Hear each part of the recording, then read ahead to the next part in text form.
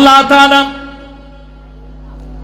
সৃষ্টির বড় মেহমান নবীর হাবিবুল্লাহ মুহাম্মদ রাসূলুল্লাহ সৃষ্টির বড় মেহমান এই দুনিয়া থেকে আরশে যাবে।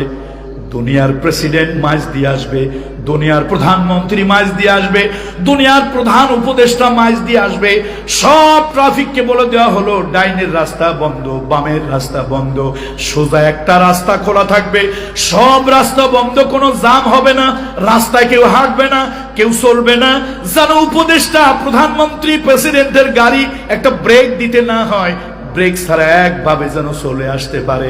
দুনিয়ার প্রেসিডেন্টের জন্য, দুনিয়ার প্রধানমন্ত্রীর জন্য, দুনিয়ার উপদেষ্টার জন্য সব রাস্তাগুলি বন্ধ করে দিয়া তার যাওয়ার রাস্তা ক্লিয়ার করে দেওয়া হলো। আমার হাবিবে কিবরিয়া মুহাম্মদুর রাসূলুল্লাহ আল্লাহর আরশে যাবেন। ওই যে মানসিকতা পরিবর্তন করার জন্য, একটু মানসিক প্রশান্তির জন্য আল্লাহ তাআলা নিয়ে যাবেন। আল্লাহ হুকুম দিলেন, সূর্যের গতি, চন্দ্রের গতি, আহ্নিক গতি, বার্ষিক গতি, মধ্যাকর্ষণ গতি, যত গতি আছে সব গতি স্তব্ধ হয়ে যাবে। আর নবী মুহাম্মদ রাসূলুল্লাহ সেকেন্ডে কোটি কোটি মাইল পার হইয়া আল্লাহর আরশে চলে যাবে। আল্লাহু আকবার। এই মেরাজ থেকে নবীজি 14 দফা কর্মসূচি নিয়ে আসছে। এই রাজনৈতিক বন্ধুরা, আপনাদের নেতারা দফা দেয়, এটা আপনারা পালন করেন, কয়টার মধ্যে কল্যাণ আছে। আমাদের মহান নেতা বঙ্গবন্ধু 6 দফা দিলেন, মহান নেতা জিয়াউর রহমান সাহেব 19 দফা দিলেন, আমাদের হেফাজত ইসলাম একবার 13 দফা দিল। এ জাতির এক মজলুম জননেতা, মহান নেতা কি জানো, আব্দুল হামিদ খান ভাসানী, তিনি একবার এরকম দিলেন। বিভিন্ন সময় আমরা দেখি, আমি তো রাষ্ট্রবিজ্ঞানে পড়াশোনা একটু করেছি ঢাকা ভার্সিটিতে, কেউ দিয়েছে 13 দফা, কেউ 19 দফা, কেউ 21 দফা, কেউ 6 দফা। দুনিয়ার পলিটিক্যাল সোশ্যাল রিভুলার, সমাজ রাষ্ট্র পরিবর্তনকারীরা নানান মানুষের কল্যাণে, জাতির কল্যাণে, শান্তির জন্য বিভিন্ন দফা কর্মসূচি দিয়েছে। মুহাম্মদ রাসূলুল্লাহ মেরাজ থেকে আসলে সূরা বনী ইসরাইলে আল্লাহ তাআলা মানবতার কল্যাণে, মানুষের কল্যাণে একটা কল্যাণময় রাষ্ট্রের জন্য 14 দফা কর্মসূচি দিলেন। কয় দফা? 14 দফা কর্মসূচি। এই 14 দফা কর্মসূচি একটা রাষ্ট্রে যদি হয়, নাগরিক সুনাগরিক হবে, ওই রাষ্ট্র শান্তি কল্যাণের রাষ্ট্র হবে।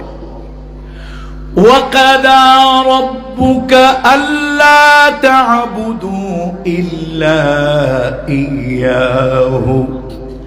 তোমার প্রভুর বিধান হলো, তোমার প্রভুর বিধান হলো গোলামি হবে, দাসত্ব হবে, বন্দিগি হবে একমাত্র আল্লাহ। আল্লাহ ছাড়া কারো ইবাদত হবে না, আল্লাহ ছাড়া কারো বন্দিগি হবে না, গোলামি হবে না, গোলামি করবে আল্লাহ।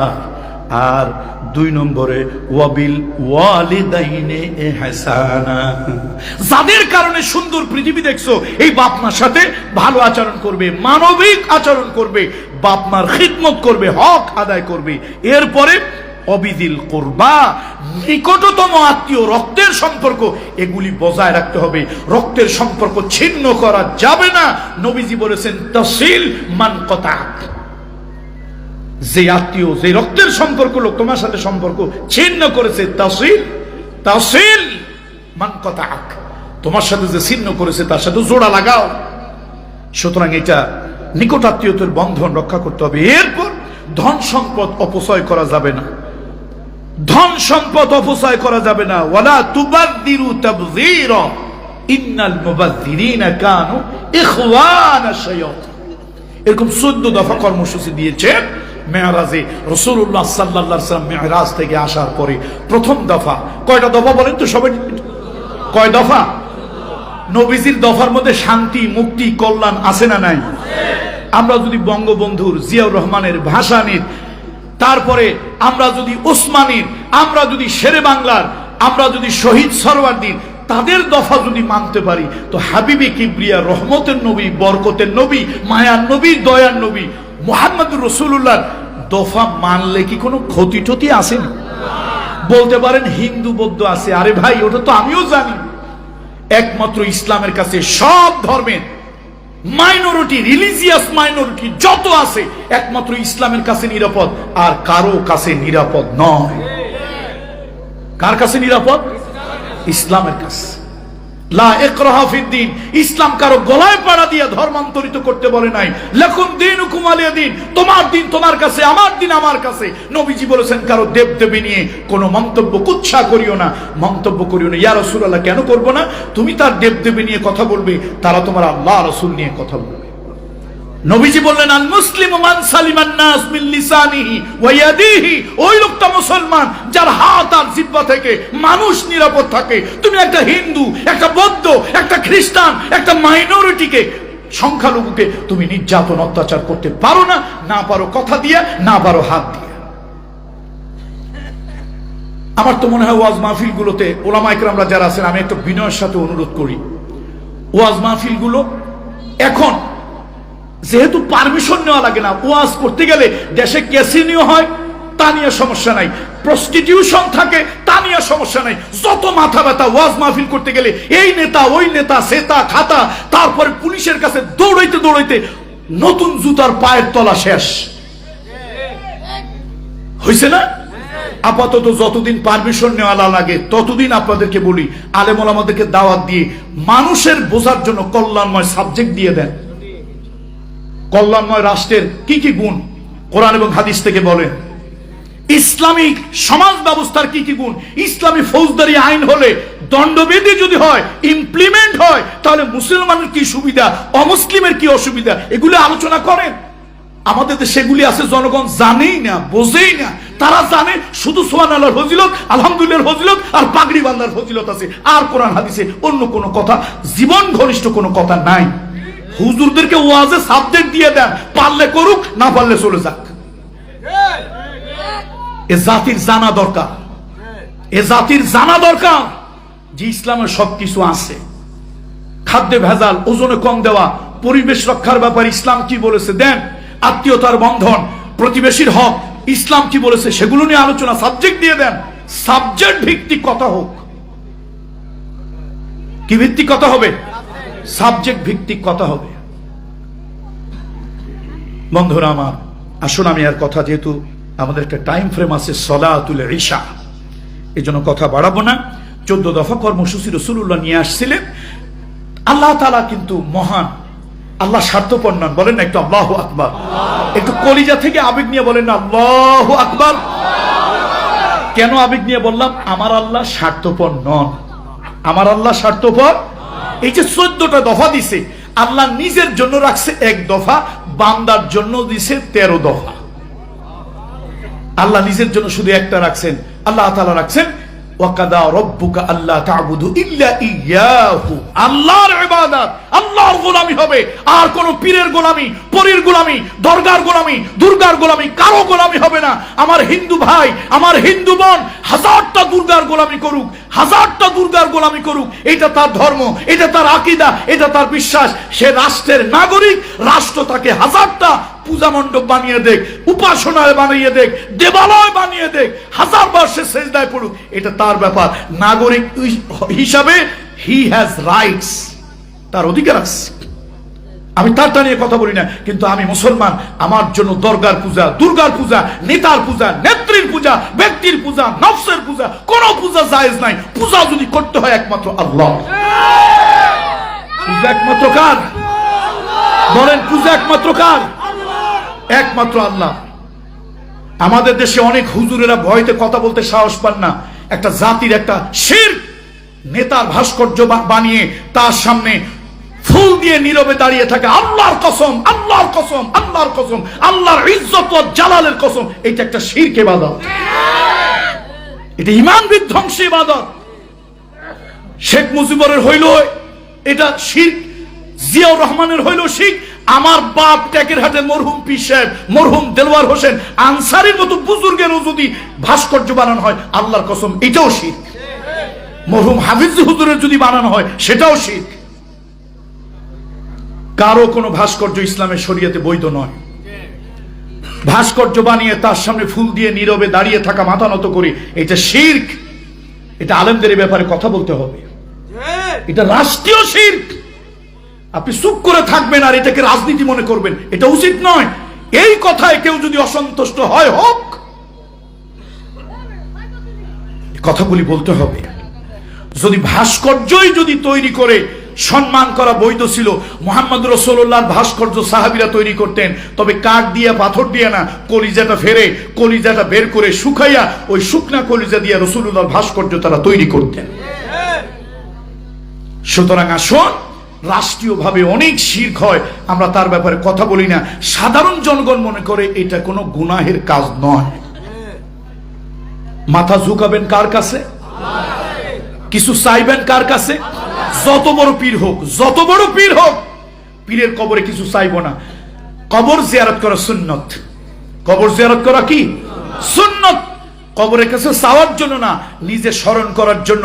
আমি একদিন মারা যাব, কুল্লু নাফসিন যায়িকাতুল মাউত, আমি একদিন মারা যাব, এই কবরে আমাকে একদিন শুইতে হবে, এই মাটির সাথে আমি মিশে যাব, সুম্মা ইলাইহি তুরজাউন, এরপরে মাটি থেকে আল্লাহ তাআলা একদিন আমাকে আবার এই জীবিত করবেন আল্লাহ তাআলা। সুতরাং এটা আমার একটা দায়িত্ব, কবর জিয়ারত করব। আল্লাহর ওলিদের কবর, বুজুর্গদের কবর, আল্লাহওয়ালার কবর, বাপ মার কবর, এলাকাবাসীর কবর জিয়ারত করব কি করব না?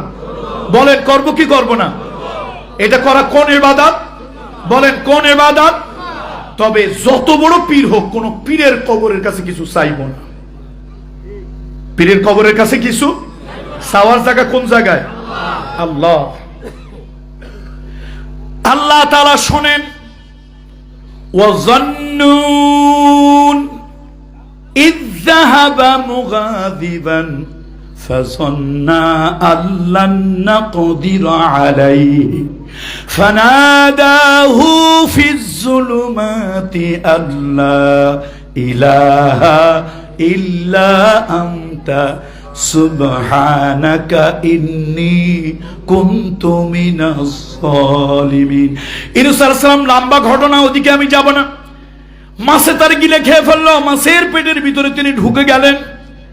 মাছের পেটে গেলেন, মাছ সমুদ্রের নিচে চলে গেল। ইউনূস আলাইহিস সালাম বেহুশ হয়ে পড়েছিলেন। সমুদ্রের নিচে শ্যাওলা, শ্যাওবাল, ঝিনুক, শামুক গুলি আল্লাহ নামের তাসবিহ পড়ে, ইউসাব্বিহু লিল্লাহি মা ফিস সামাওয়াতি ওয়াল আরদ, আকাশ এবং জমিনে যা আছে সব আল্লাহর তাসবিহ পড়ে। ইউনূস আলাইহিস সালামের কানে গেল, তিনি মনে মনে ভাবলেন, সব মখলুক আল্লাহর তাসবিহ পড়ে জিকির করে, আমি কেন ভুলে থাকবো? তিনি ওই জায়গায় বিপদে পড়ে শুরু করলেন, লা ইলাহা ইল্লা আনতা সুবহানাকা ইন্নী কুনতু মিনাস সালিহিন। ও পর্দালের মহিলারা, ও বাবাজিরা, তোমরা যারা মাজারে গিয়া, মাজার সাজানো জায়েজ নয়, আল্লাহর ওলিদের কবর সংরক্ষণ করবেন, আল্লাহর ওলিদের কবর পাপ মুক্ত রাখবেন, আল্লাহর ওলিদের কবরকে নাপাক মুক্ত রাখবেন, আল্লাহর ওলিদের কবর বেশি বেশি জিয়ারত করবেন। খবরদার কোন ওলির কবরে টাইলস লাগাবেন না, ঝাড়বাতি লাগাবেন না, মোমবাতি লাগাবেন না, মশারি লাগাবেন না, এগুলি শিরক, এগুলি বেদাত, এগুলি গুনাহ।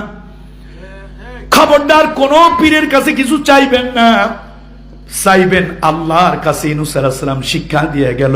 ইউনূস আলাইহিস সালাম বলল, আল্লাহ, আমি তো নফসের প্রতি জুলুম করেছি, আল্লাহ তুমি যদি এই বিপদ থেকে আমাকে উদ্ধার না করো, আমার তো বাঁচার কোনো উপায় নাই, কেউ বাঁচাতে পারবে না।